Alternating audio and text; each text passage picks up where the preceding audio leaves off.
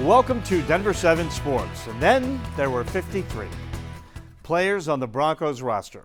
Today was Cutdown Day across the NFL. A tough day for coaches, general managers, and players alike.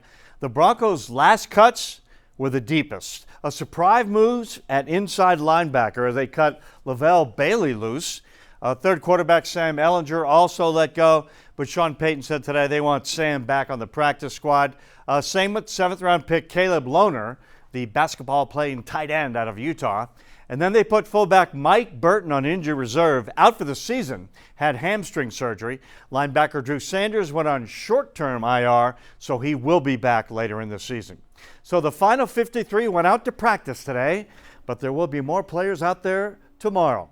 Broncos will scan the waiver wire, could claim a player that was cut by another team, and they'd like to re-sign a lot of the players they cut today to the 16-man practice squad. So there's going to be about 69 players out there at practice tomorrow.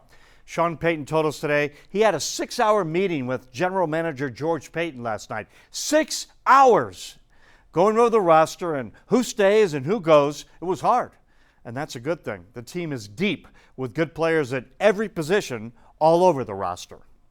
There was a lot of discussion, film.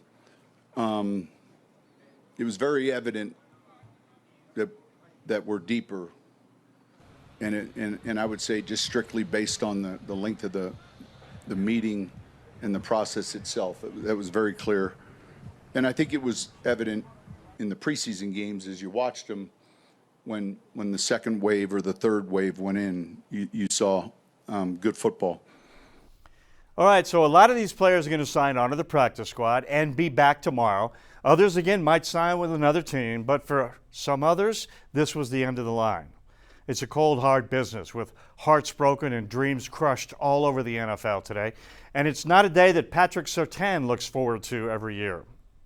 Yeah, it's always a tough day, especially, people who you build, relationships with, over the course of time, over the period, of their tenure here. So, I wish them the best of luck, wherever they go, but it's definitely something that's definitely heartfelt because, you've been grinding, putting in the work with these guys day in and day out.